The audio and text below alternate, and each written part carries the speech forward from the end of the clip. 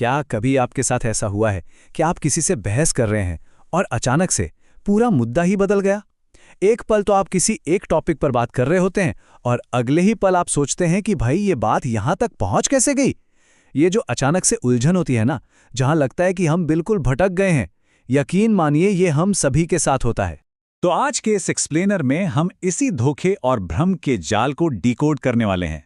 देखिए, आजकल की दुनिया में ना किसी को मैनिपुलेट करना या भटकाना सिर्फ सीधे सीधे झूठ बोलने तक सीमित नहीं है। अब ये अपने आप में एक आर्ट फॉर्म बन चुका है, आधे सच और माइंड गेम्स का एक पूरा खेल। तो चलिए देखते हैं ये सब आखिर काम कैसे करता है। जल्दी से आज के अपने रोड मैप पर एक नज़र डाल लेते हैं। पहले हम समझेंगे भ्रम के जाल को, उसके बाद ध्यान भटकाने की कला, मानसिक और भावनात्मक खेल, डर और सोशल मीडिया एल्गोरिथम पर बात करेंगे। और हाँ, आखिर में इस सब से खुद को बचाने के तरीकों पर भी आएंगे। पहला सेक्शन है द वेब ऑफ इल्यूजन, यानी भ्रम का जाल। चलिए समझते हैं कि किसी को सच में मिसगाइड करने का आखिर मतलब क्या होता है। असल में किसी को भटकाने का मतलब हमेशा सफ़ेद झूठ बोलना नहीं होता। यह आपके दिमाग को गलत दिशा में मोड़ने की एक प्रॉपर स्ट्रैटेजी होती है। होता क्या है कि पूरा सच छिपा लिया जाता है, अचानक से टॉपिक चेंज कर दिया जाता है या फिर इमोशनल प्रेशर बनाया जाता है। कई बार तो सिर्फ वही हिस्सा बताया जाता है जिसमें किसी का अपना फायदा हो।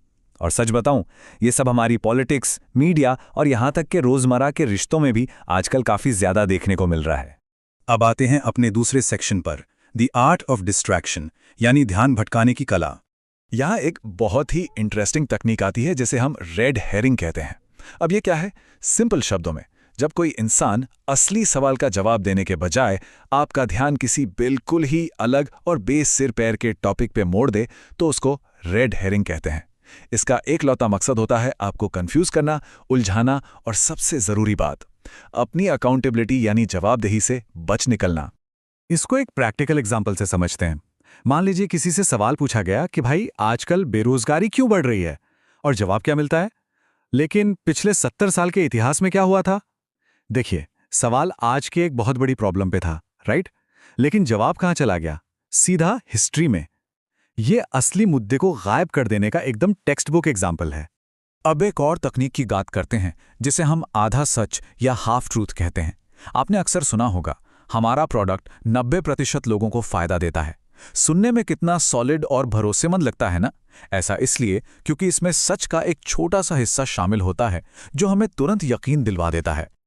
लेकिन कहानी में ट्विस्ट यहां आता है। असली सच ये था कि वो रिसर्च सिर्फ 20 लोगों पर की गई थी। जी हां, सिर्फ 20। और उस प्रोडक्ट के छिपे हुए साइड इफेक्ट्स का तो कहीं जिक्र तक नहीं था। इसीलिए कहा जाता है कि एक आधा सच पूरे झूठ से कहीं ज्यादा खतरनाक होता है। इस थोड़ी सी सच की मिलावट के चक्कर में बाकी का पूरा झूठ भी हमें बिल्कुल लॉजिकल और सही लगने लगता है। चलिए अब बढ़ते हैं तीसरे सेक्शन की तरफ, मेंटल एंड इमोशनल गेम्स। तो यहां बात आती है सीधे हमारी साइकोलॉजी पर।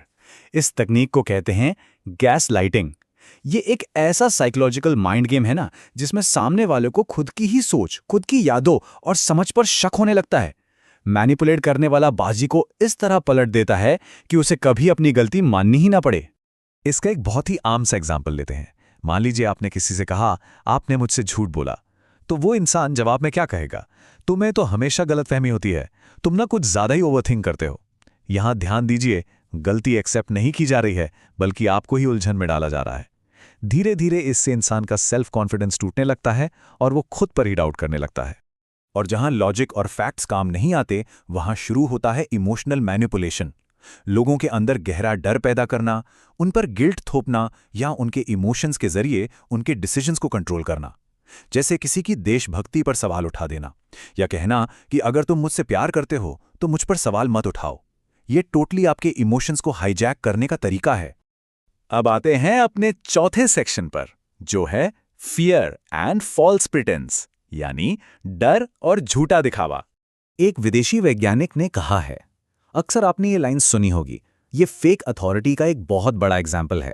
लोग अपनी बात मनवाने के लिए भारी भरकम शब्दों और अनजान एक्सपर्ट्स का नाम यूज करते हैं।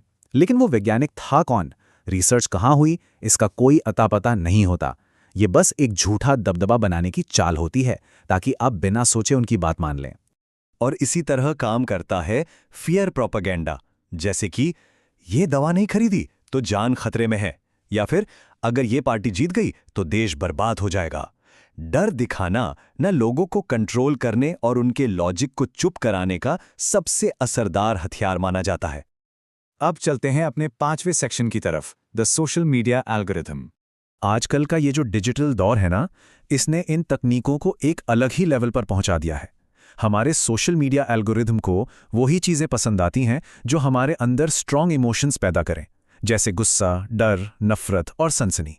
यही कारण है कि 10 सेकंड की आधी अधूरी क्लिप्स और फेक न्यूज़ बिल्कुल जंगल की आग की तरफ फैलती हैं, क्योंकि जितना ज़्यादा नेगेटिव इमोशन उतना ही ज़्यादा लोगों का अटेंशन। लेकिन ठहरिए, घबराने की जरूरत नहीं है। अब हम आते हैं अपने आखिरी और सबसे इंपॉर्टेंट सेक्शन पर, how to protect oneself, खुद को इस सब से कैसे बचाएं। तो सबसे ज़रूरी बात यह है कि हम इन 6 आसान कदमों को अपनी आदत बना लें।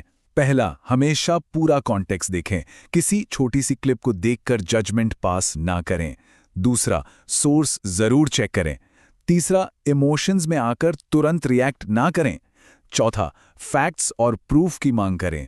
पांचवां, अलग अलग सोर्सेज से न्यूज़ पढ़ें। और छठा, अपना लॉजिकल दिमाग हमेशा चालू रखें, सच को हमेशा इमोशन से अलग करके देखना सीखें। और इसी के साथ हम एक बहुत ही इंटरेस्टिंग सवाल पे आके रुकते हैं। सबसे खतरनाक झूठ कौन सा है? क्या वो आधा सच है? दुनिया में सबसे खतरनाक झूठ वो नहीं होता जो पूरी तरह से गलत हो, बल्कि वो होता है जिसमें थोड़ा सच और थोड़ा भ्रम मिला हो।